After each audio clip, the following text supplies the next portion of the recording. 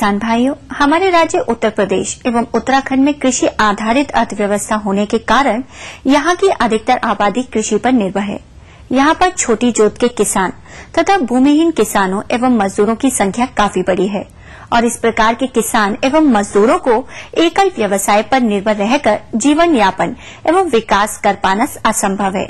किसान भाइयों, यहाँ कहने का तात्पर्य यह है कि कृषि में हर स्तर के किसानों हेतु कृषि सह व्यवसाय है, जिसमें यदि कम लागत एवं कम भूमि में किए जाने वाले सह व्यवसायों की बात करें तो कुक्कुट पालन में बैकयार्ड मुर्गी पालन यानी घर के पिछवाड़े मुर्गी पालन करना काफी सरल एवं कम लागत से शुरू होने वाला लाभकारी व्यवसाय बहुत पहले से ही प्रदेश के कमजोर एवं भूमिहीन किसानों द्वारा अपनाया जाने वाला सह व्यवसाय है। परंतु बैकयार्ड पोल्ट्री की सही नस्लों एवं सही प्रबंधनों के अभाव में किसान भाई ज्यादा लाभ न लेकर जैसे तैसे करते आ रहे हैं, जबकि आज के समय में बैकयार्ड मुर्गियों की नई नस्लें आ गई हैं, जिन्हें ठीक प्रकार से आहार एवं रखरखाव प्रबंधन कर प्रदेश के किसान भाई अच्छा लाभ ले सकते हैं। इस सोच के तहत बैकयार्ड मुर्गियों का पालन कैसे करें और किस प्रकार लें कम लागत में इस सह व्यवसाय से अच्छा लाभ, इसके लिए देखिए कार्यक्रम की यह विशेष प्रस्तुति। पिछले 1-2 दशक से कुक्कुट पालन कृषि व्यवसाय का महत्वपूर्ण अंग बन गया है, लेकिन ग्रामीण क्षेत्रों में इसका विकास अभी पूर्ण रूप से नहीं हो पाया है। ग्रामीण क्षेत्रों में लघु एवं सीमांत कृषकों के लिए छोटे स्तर पर मुर्गी पालन, बैकयार्ड मुर्गी पालन एक लाभकारी व्यवसाय सिद्ध हो सकता है। पर्वतीय क्षेत्रों की महिलाओं के लिए तो बैकयार्ड मुर्गी पालन एक अतिरिक्त आय का स्रोत भी हो सकता है। पर्वतीय क्षेत्रों में यह व्यवसाय रोजगार उपलब्ध कराने के साथ साथ वहां की कुपोषण की समस्या के समाधान में एक अहम भूमिका निभा सकता है। बैकयार्ड कुक्कुट पालन में अनेक कुक्कुट प्रजातियां जैसे RIR, Aseel, Kadaknath, Plymouth Rock, New Hampshire आदि का प्रयोग किया जाता है।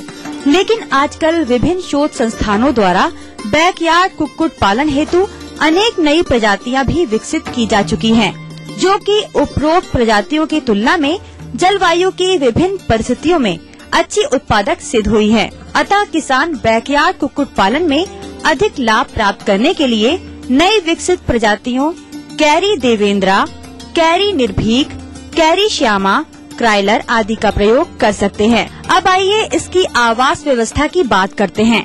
सामान्यतः इस पद्धति में आवास की आवश्यकता नहीं होती है, फिर भी मौसम की विषम परिस्थितियों तथा शिकारी जानवरों जैसे कुत्ता, बिल्ली से मुर्गियों को बचाने के लिए आवास बनाना आवश्यक होता है।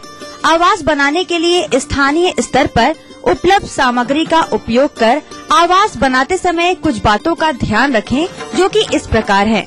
हवा तथा सूर्य के प्रकाश के लिए जाली लगाई जा सकती है अथवा दीवार में छेद होने चाहिए। आवास की लंबाई पूर्व पश्चिम दिशा में रखनी चाहिए। आवास छायादार पेड़ के पास बनाएं, जिससे गर्मी में पक्षियों को छाया मिल सके। अब आइए बात करते हैं आवास के आकार पर। आवास में प्रत्येक मुर्गी के लिए 2 वर्ग फुट स्थान की आवश्यकता होती है। इस प्रकार 20 मुर्गियों के लिए कुल 40 वर्ग फुट स्थान पर्याप्त रहता है। इसके लिए 10 फुट लंबा तथा 4 फुट चौड़ा आवास बनाना चाहिए। आवास की ऊंचाई 4 से 5 फुट होनी चाहिए तथा हवा एवं प्रकाश के लिए लगाई जाने वाली जालियां जमीन से 2 फुट की ऊंचाई पर लगानी चाहिए। प्रयोग में होने वाले बर्तन। आहार के लिए अलग अलग उम्र की मुर्गियों को अलग अलग बर्तन की आवश्यकता होती है। 1 से 7 दिन की आयु के चूजों को कागज पर दाना डाला जाता है। इसके उपरांत चूजों की उम्र एवं ऊंचाई बढ़ती है, उसी के अनुसार अलग अलग आहार बर्तनों का प्रयोग करना चाहिए। आहार के बर्तन इस प्रकार के होने चाहिए कि पक्षी दाना आराम से खा सके तथा दाना व्यर्थ भी ना जाए। पानी के बर्तन। छोटे चूजों के लिए छोटे तथा बड़ी मुर्गियों के लिए बड़े बर्तन उपयोग में लाने चाहिए। आहार व्यवस्था। घर के पिछवाड़े मुर्गी पालन में मुर्गियां सामान्यतः घर के आंगन, पिछवाड़े तथा गलियारों में गिरे हुए अनाज के दाने, झाड़ फूसों के बीज, कीड़े मकोड़े आदि खाकर अपना पेट भरती हैं। लेकिन यदि मुर्गियों को संतुलित आहार दिया जाता रहे तो मुर्गियों की शारीरिक वृद्धि तथा अंडा उत्पादन में बढ़ोतरी होगी। संतुलित आहार मुर्गी पालक बाजार से खरीद सकता है। पीली मक्का 50 से 60%, मूंगफली की खल 20 से 30%, मछली का चूरा, हड्डी का चूरा 5 से 10%, शीरा 5 से 10%, खनिज मिश्रण 3 से 4%, नमक 0.03%, औसतन मुर्गी के बच्चे 2 माह की आयु पर 50 ग्राम, 3 माह की आयु पर 75 ग्राम, 4 माह की आयु पर 100 ग्राम, 5 माह की आयु पर 110 ग्राम, 6 माह की आयु पर 120 ग्राम तथा एक वयस्क मुर्गी 130 ग्राम से 145 ग्राम तक आहार प्रति मुर्गी प्रतिदिन खाती है तथा 20 सप्ताह बाद लेयर राशन दिया जाता है। टीकाकरण सामान्यतः बैकयार्ड मुर्गी पालन हेतु ऐसी प्रजातियों को चुना जाता है जिनमें रोग प्रतिरोधक क्षमता बहुत अधिक होती है। उनमें टीकाकरण व अन्य बीमारियों की रोकथाम की बहुत ही कम आवश्यकता पड़ती है, लेकिन फिर भी मैरेक्स, रानीखेत, गम्बोरो आदि के टीके लगवा देने चाहिए। बैकयार्ड मुर्गियों की आय व्यय की गणना की जाए तो यह इस प्रकार है।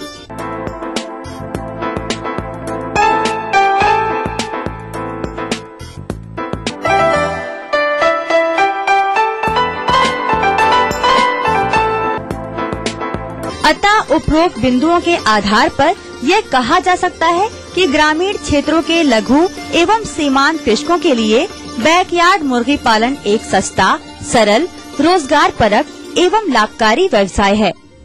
अन्नदाता कार्यक्रम में समय हो चला है एक ब्रेक का।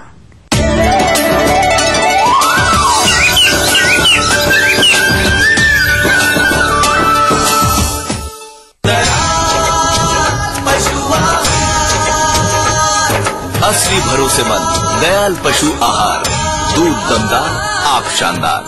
कृषि एवं कृषि आधारित व्यवसायों में किसानों के सामने आ रही बाधाओं एवं चुनौतियों के समाधान हेतु अन्नदाता लेकर आया है निशुल्क फोन हेल्पलाइन सेवा 1800-425-4085 सोमवार से शनिवार साय 5 से 6 बजे केवल उत्तर प्रदेश एवं उत्तराखंड हेतु।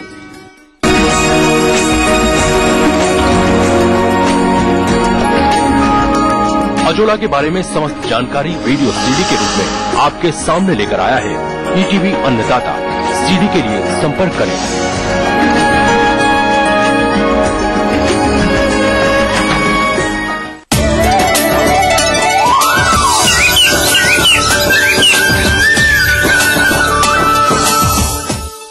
ब्रेक के बाद हम फिर हाजिर हैं अन्नदाता कार्यक्रम में आपके साथ।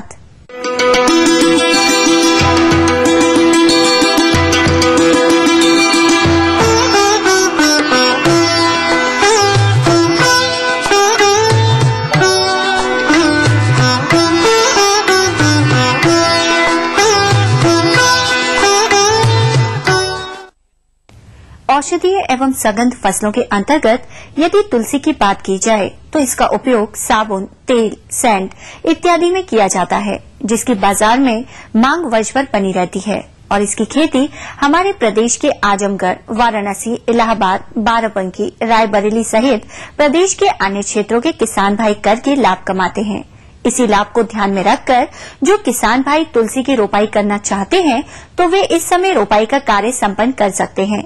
परंतु किसान भाइयों, रोपाई के समय कुछ प्रमुख बिंदुओं को ध्यान में रखना आवश्यक होता है, जैसे उचित खेत का चुनाव, उन्नतशील प्रजातियों का चयन व खेत की ठीक प्रकार से तैयारी, संतुलित मात्रा में खाद एवं उर्वरकों का प्रयोग एवं पौधशाला तथा उचित दूरी पर पौधरोपण इत्यादि। यदि इसमें किसान भाई किसी भी प्रकार की लापरवाही करेंगे तो इसका परिणाम आपके खेत में पौधों का सूख जाना, कम वृद्धि विकास तथा खरपतवारों की अधिकता के साथ साथ कीट एवं रोगों का प्रकोप के रूप में सामने आता है।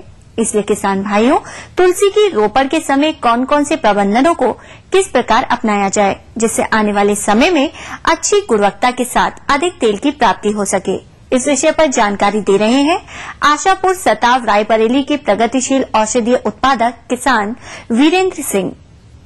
आज 7 सालों से तुलसी की खेती कर रहा हूँ। तुलसी के साथ साथ खस है, नींबू घास है, पामा रोजा है, सतावर है, कालमेघ है।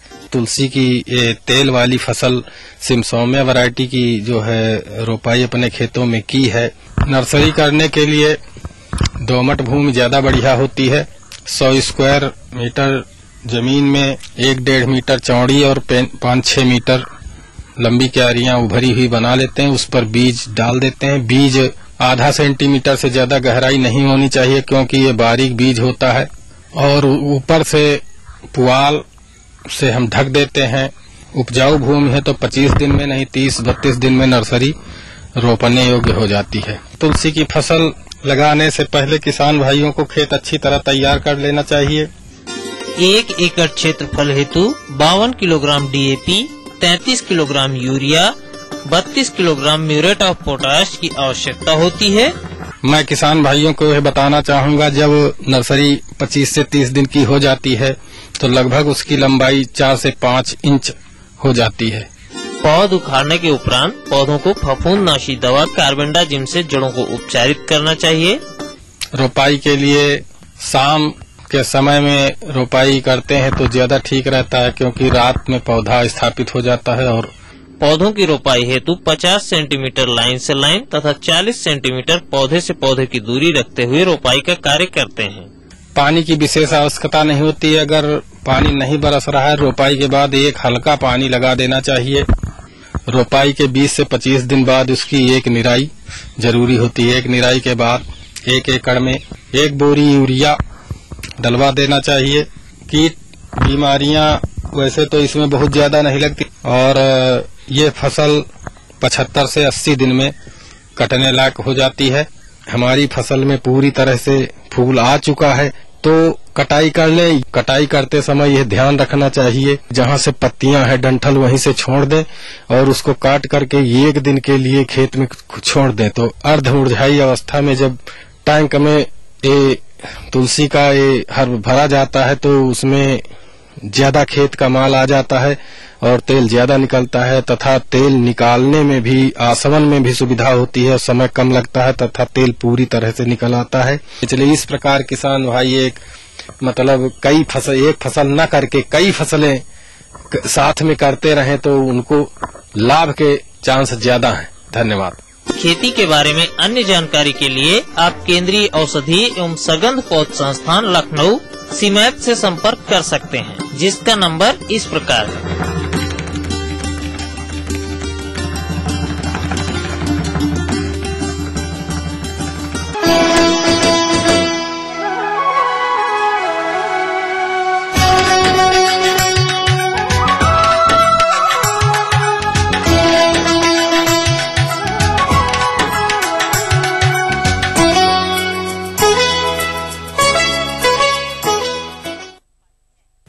कृषि सह व्यवसायों के अंतर्गत मधुमक्खी पालन की बात की जाए तो गर्मी का मौसम इस सह व्यवसाय के लिए सबसे संवेदनशील होता है, क्योंकि इस समय पराग हेतु फूल समाप्ति की ओर होंगे।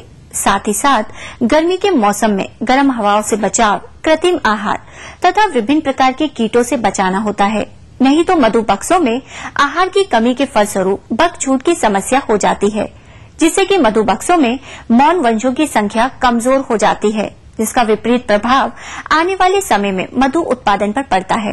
अतः किसान भाइयों, इस गर्मी के मौसम में आप अपने मधुबक्सों एवं मौनों हेतु कौन कौन से प्रबंधन कार्य करेंगे, जिससे कि आपके मौन वंश सुरक्षित रहें और आने वाले समय में हमें अधिक से अधिक मधु उत्पादन मिल सके। इस पर जानकारी के लिए आपको मिलवा रहे हैं दलहेड़ी बड़गांव सहारनपुर के प्रगतिशील मधुपालक वीरेंद्र कुमार सिंह से।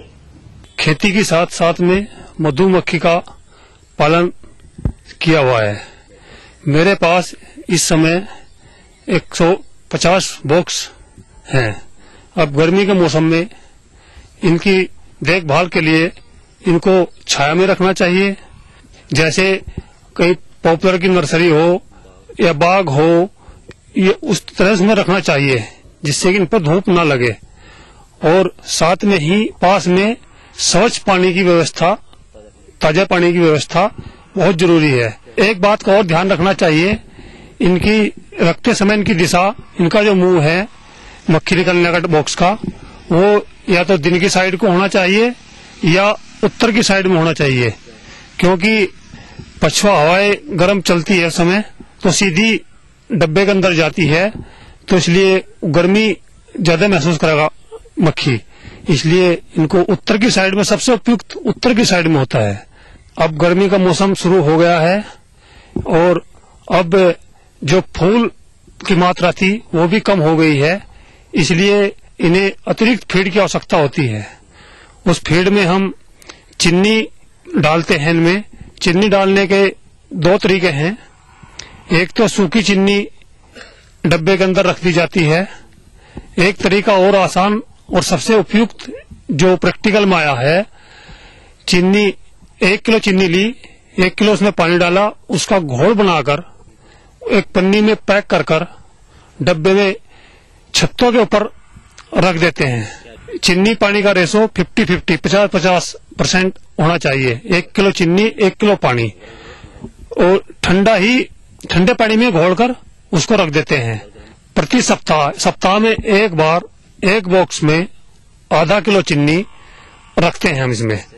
गर्मी के मौसम में जो डब्बे में टाट होती है ढक्कन के नीचे, इस पर पानी छिड़कना चाहिए या टाट उतारकर उसको पानी में भेकर दोबारा बॉक्स पर डाल देनी चाहिए, जिससे कि मक्खियों का जो डब्बे का जो टेम्परेचर है अंदर का वो मेंटेन रहे, ठीक बना रहे, ज्यादा उसमें टेम्परेचर ना हो।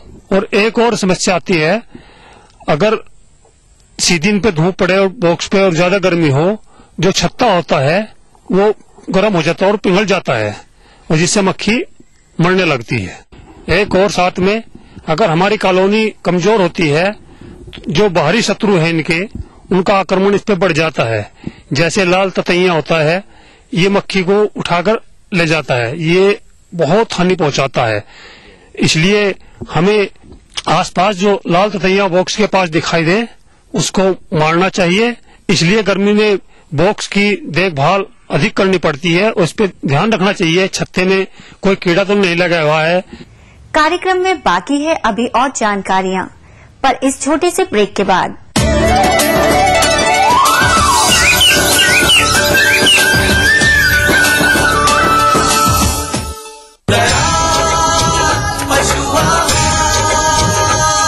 असली भरोसेमंद दयाल पशु आहार, दूध दमदार, आप शानदार।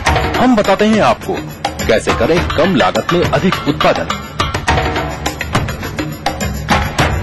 उन्नत बीज, नई तकनीक और विविधीकरण से बनाए संपूर्ण, समृद्ध और खुशहाल भारत। अन्नदाता देखिए हर रोज सुबह 6:30 बजे।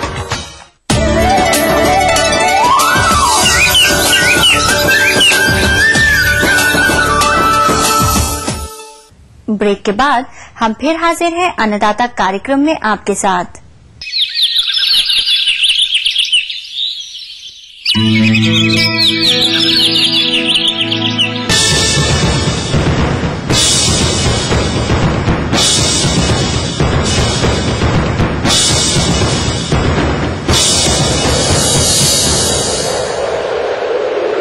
रोज की तरह अन्नदाता हेल्पलाइन में है पूछे गए प्रश्नों का समाधान। निःशुल्क अन्नदाता हेल्पलाइन में आज जो प्रश्न शामिल किया गया है उसे पूछा है गंभीरी अलीगढ़ से मनोज जाटव ने। आप भिंडी की 1 माह की फसल में किए जाने वाले समसामयिक कर्षण कार्यों के बारे में जानकारी चाहते हैं, तो इसके लिए देखिए कार्यक्रम की यह प्रस्तुति। किसान भाइयों, भिंडी की खेती जायद में एक कैश क्रॉप के रूप में किसानों के द्वारा उत्पादित की जा रही है। किसान भाइयों, इसकी अच्छी खेती के लिए कुछ महत्वपूर्ण शस्य क्रियाएं हैं जिन पर हमारे किसान भाइयों को ध्यान देने की जरूरत है। जैसा कि आप देख रहे हैं कि फसल हमारी लगभग 1 माह की हो चुकी है। इसमें जो मुख्य रूप से शस्य क्रिया करने की जरूरत है वो आती है हमारी खरपतवारों का प्रबंधन। किसान भाइयों, जैसा कि आप जानते हैं कि अगर हमारी फसल में खरपतवार हो जाते हैं तो खरपतवार हमारे उत्पादन को 30-35% तक प्रभावित कर ही देते हैं। साथ ही साथ अन्य जो हमारे न्यूट्रिशनल लेवल हमारी मिट्टी की होती है, जो तत्वों का प्रबंधन जो मिट्टी में होता है, उनको भी प्रभावित करके हमारे उत्पादन को ये प्रभावित कर देते हैं। इसके प्रबंधन के लिए सबसे अच्छा ये होता है कि गर्मियों में अगर हम दवाओं का या रसायनों का सहारा न लेकर के अगर हम इसको श्रमिकों के माध्यम से अगर हम खरपतवार खुरपी और उसकी से निराई के माध्यम से अगर हम खरपतवारों को निकाल लेते हैं तो उसके 2-3 फायदे आते हैं। नंबर 1, अगर रसायन का हम फसल में प्रयोग नहीं करते हैं तो हमारी मिट्टी की भौतिक दशा भी सुरक्षित बनी रहती है। साथ ही साथ अगर हम निराई करवाते हैं खरपतवारों को निराई के माध्यम से निकालते हैं, तो जो खरपतवार आते हैं उनको हम मेड़ या मिट्टी में वहीं पर रख देते हैं, जो कि नमी संरक्षण है, जो मॉइस्चर कंजर्वेशन का भी जो गर्मियों में बहुत जरूरत पड़ती है, उसको भी हम इसके माध्यम से कर सकते हैं। तो इस प्रकार से हम देखेंगे किसान भाइयों अपने खेत से हम खरपतवारों का प्रबंधन कर सकते हैं। दूसरी जो महत्वपूर्ण बात आती है भिंडी के उत्पादन में, वो किसान भाइयों आती है उर्वरकों, खाद और उर्वरकों का मिट्टी परीक्षण के उपरांत उचित मात्रा में प्रयोग। इसके लिए किसान भाइयों आप देखते हैं कि जैसा कि जायद की फसल है और सब्जी वाली फसल है, तो इसके लिए 20 से 25 टन प्रति हेक्टेयर की दर से अगर आपको सड़ी गोबर की खाद मिल जाती है, तो जिस समय भिंडी की बुआई करने जा रहे हैं उसके पहले आखिरी जुताई के समय अगर हम खेत में मिला देते हैं, तो हमारा उत्पादन और उसकी उत्पाद की जो गुणवत्ता होती है वो भी बहुत अच्छी रहती है। इसके लिए किसान भाइयों जहां उर्वरक की बात आती है, तो इसमें जो मुख्य रूप से एनपीके है वो 80 किलोग्राम नाइट्रोजन है और 40 किलोग्राम फास्फोरस और 40 किलोग्राम पोटास तत्व के रूप में हमारी फसल में देने की आवश्यकता पड़ती है प्रति हेक्टेयर। जहां तक किसान भाइयों इसके देने की बात आती है, तो इसमें नाइट्रोजन की आधी मात्रा, फास्फोरस और पोटास की पूरी मात्रा प्रति हेक्टेयर की दर से जिस समय हमें खेत की जुताई करते हैं बुआई के पहले, उसी समय खेत में मिला करके और बुआई कर दी जाती है। जो नाइट्रोजन की शेष मात्रा बनती है किसान भाइयों, वो हमारी जो प्रथम दो, तो पहली चाई के बाद जो उपयुक्त नमी आती है उस पर उस आधी मात्रा की नाइट्रोजन, और जो शेष हाफ नाइट्रोजन, जो चौथाई नाइट्रोजन बचती है, उसको जब हम तुड़ाई होती है उसके बाद हम मिट्टी में मिला देते हैं सिंचाई के उपरांत। तो आप देखेंगे कि इस तरह से अगर हमारे किसान भाई अपनी फसल में उर्वरकों का प्रबंधन, खाद का प्रबंधन आप देखेंगे कि समय पर कर लेते हैं, तो हमारे किसान भाइयों के द्वारा एक अच्छा उत्पादन प्राप्त किया जा सकता है। तीसरी जो महत्वपूर्ण बात आती है किसान भाइयों भिंडी में, वो जैसा कि आप जानते हैं कि ये गर्मी की फसल होती है, वो सिंचाई का प्रबंधन। सिंचाई के प्रबंधन में विशेष ध्यान देने की जरूरत ये होती है किसान भाइयों कि गर्मी में लगभग हमें भिंडी की फसल में प्रति सप्ताह एक हल्के पानी देने की आवश्यकता पड़ती है। किसान भाइयों पानी देने में ये विशेष सावधानी रखने की जरूरत है कि पानी खेत में जब भी लगाएं तो उस खेत में जो मेड़ बनाए वो छोटी हो, समतल मेड़ हो और पानी कहीं भी खेत में भरे ना। आप ये देखें, दूसरी जो महत्वपूर्ण बात किसान भाइयों ये आती है कि जब पानी लगाएं तो पानी शाम के वक्त है। हमारी कोई भी फल वाली फसल है तो उसमें हम लोग यही कहते हैं कि गर्मियों में जो सिंचाई करें वो शाम के बाद करें, उससे हमारी फसल में शीतलता बनी रहती है और उत्पाद पर भी कोई गलत प्रभाव नहीं पड़ता है। कार्यक्रम की इसी कड़ी में दूसरा प्रश्न शामिल किया गया है। उसे पूछा है हैदरगढ़ बाराबंकी से आशुतोष अवस्थी। आप कटहल के बाग में फल वाली अवस्था पर किए जाने वाले देखरेख प्रबंधन कार्यों पर जानकारी चाहते हैं, तो आपकी जानकारी हेतु प्रस्तुत है कार्यक्रम का यह अंश। जैसा कि हमारे किसान भाई देख रहे हैं कि इस बगीचे में कटहल के पेड़ लगे हुए हैं और कटहल का जो पेड़ है उसमें जो तने पर जो वाटर सकर्स 1 से 1.5 मीटर तक आए हुए हैं, उनको अपने किसान भाई कटहल के पेड़ों पर उन पर ये हटा लें वाटर सकर्स को। इसके बाद थाले की बारी आती है, नीचे जो खरपतवार हैं या घास है उसकी ठीक से निदाई उड़ाई कर लें और उसको साफ करके, और जितना वृक्ष का फैलाव रहता है उस फैलाव के अनुसार उसका थाला बना लें और उस थाले में तना है उससे कम 2 से 3 फीट तक मिट्टी चढ़ा दें और उसके बाद वृक्ष के फैलाव के चारों तरफ निदाई गुड़ाई कर लें। और इसके बाद आती है बात खाद और उर्वरक की बात आती है। देसी जो सड़ी हुई खाद है ये कटहल के पेड़ों में उम्र के अनुसार दी जाती है। जैसे ये कम से कम 5 साल से ऊपर के हैं या और अधिक ऊपर के हैं, तो इनमें कम से कम 60 किलो गोबर की सड़ी हुई खाद आप इसमें दे सकते हैं। और अगर इसके स्थान पर आप केंचुए की खाद देना चाहें तो सिर्फ 20 किलोग्राम प्रति पेड़ ही काफी होती है। और इसके साथ साथ जो फास्फोरस की मात्रा है और पोटास की मात्रा है वो एक साथ दी जा सकती है। और नाइट्रोजन की जो मात्रा है नाइट्रोजन, उसको 2 या 3 भागों में, एक तो वर्षा ऋतु के बाद में दे दें और एक दूसरे फूल आने पर दिया जाएगा, और तीसरी मात्रा जब फूल से फल बनने होते हैं और फल बनना शुरू हो जाते हैं तब दी जा सकती है। इसमें देखिए पानी की आवश्यकता बहुत होती है, लेकिन फिर भी चूंकि लंबी अवधि वाला पौधा है तो इसके जो थाला होता है उसमें पानी किसी भी कीमत पर भरा नहीं देना चाहिए। पानी देना अधिक जरूरी है लेकिन निकास इसका बहुत ही जरूरी है। इसके बाद इसमें जो खतरनाक बीमारियां हैं वो एक सॉफ्ट रॉट आता है, दूसरा आता है पिंक डिसीज। पिंक डिसीज होता है गुलाबी रंग के बड़े बड़े धब्बे बन जाते हैं तने के पास और वो बड़ी दूर से दिखाई देते हैं। अगर आपने बोडो पेस्ट से इसमें लेप कर दिया है तो आपको पिंक डिसीज, पिंक जो गुलाबी जो बीमारी है, इससे आपको निजात मिल जाती है। इसके बाद आता है सॉफ्ट रोट। ये सॉफ्ट रोट बीमारी एक ऐसी है, पेड़ों पर जो नर फूल आते हैं उनको पूर्ण रूपेण प्रभावित करती है और आगे चल के जो फल बन जाते हैं उनको गिराती है ये बीमारी। तो इसको रोकने के लिए भी हम बोडो मिश्रण का छिड़काव कर देंगे तो जो इसमें कटाई शिशु की शाखाएं कहीं कहीं रह जाती हैं या कोई रोग या कीड़े से प्रभावित शाखाएं, उनको भी अभी काटने का उचित समय है।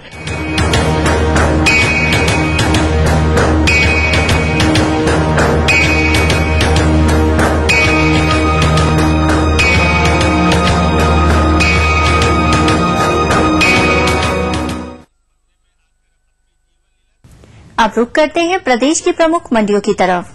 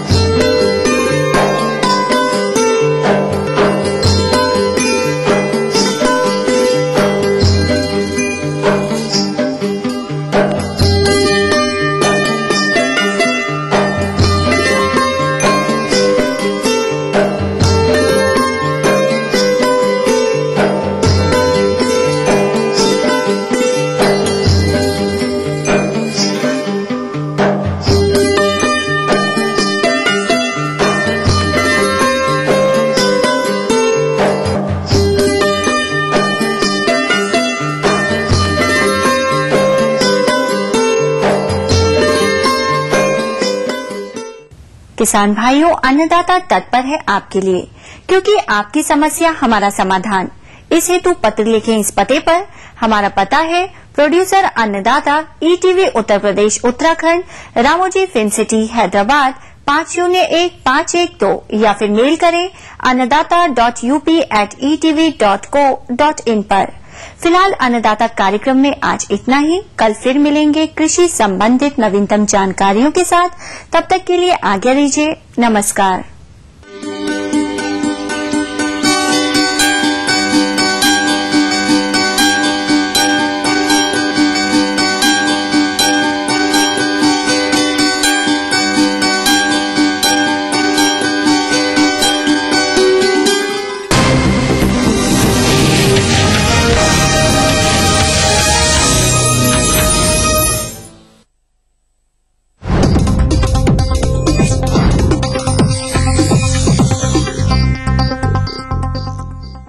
इस न्यूज के सह प्रायोजक हैं Desh Bhagat university Punjab, your freedom to grow.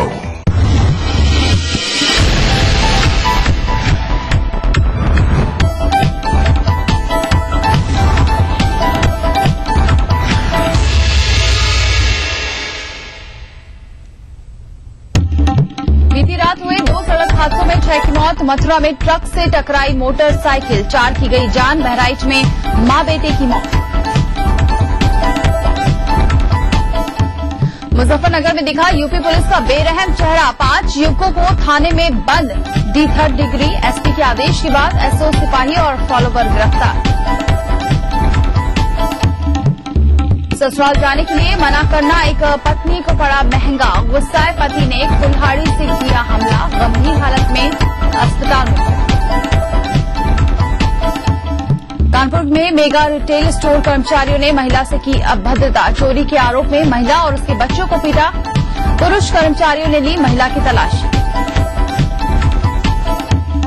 और बलिया में हथियारबंद बदमाशों ने किया छात्रा का अपहरण। घर से ब्यूटी पार्लर जाने के लिए निकली थी, रास्ते में हुआ था अपहरण।